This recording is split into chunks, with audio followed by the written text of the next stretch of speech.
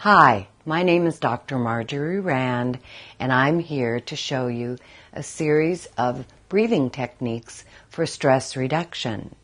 The one we're going to practice today is a standing pose. So, as we did in the other poses, what's really important here is going to be the grounding of the feet. So we want to stand with the feet directly underneath the hips, so that the ankles, knees, hips, and shoulders are all stacked on top of each other.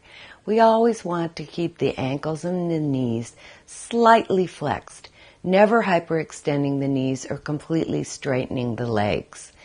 Equal pressure on the heel and the toe. So rock back and forth a little bit and try to find center for yourself. Don't rock so far back and forth that you fall all the way forward and lift your heels off the ground, or all the way back and lift your toes off the ground. So keeping all four corners of the feet grounded equally.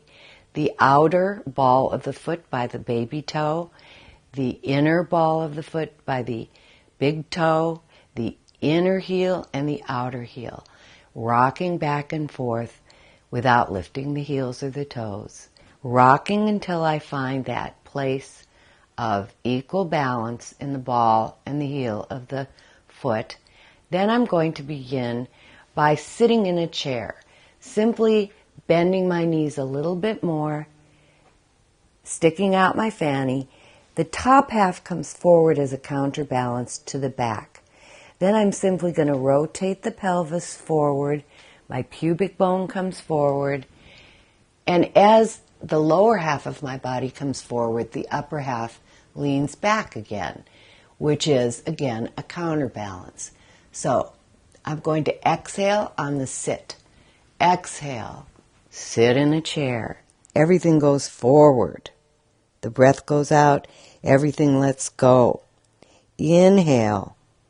Make a circle with the pelvis all the way up the spine until I'm up without actually straightening my legs. This is the inhale.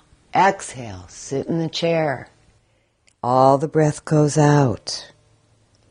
Inhale. Make a circle with the pelvis. Coming up. Out. Sit in a chair. Now you can go as deeply as you want to with this. You don't really have to do anything with the top half of your body. The only thing moving is the pelvis, pushing through and making a circle. Let the undulation travel all the way up the spine. Out. In.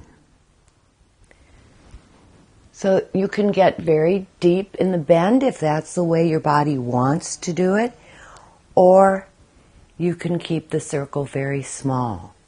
So as I finish, I'm simply going to make the circle smaller and smaller. Smaller and smaller. Smaller and smaller. Until at some point, the circle actually disappears and I'm simply back to the rocking that I started in the beginning.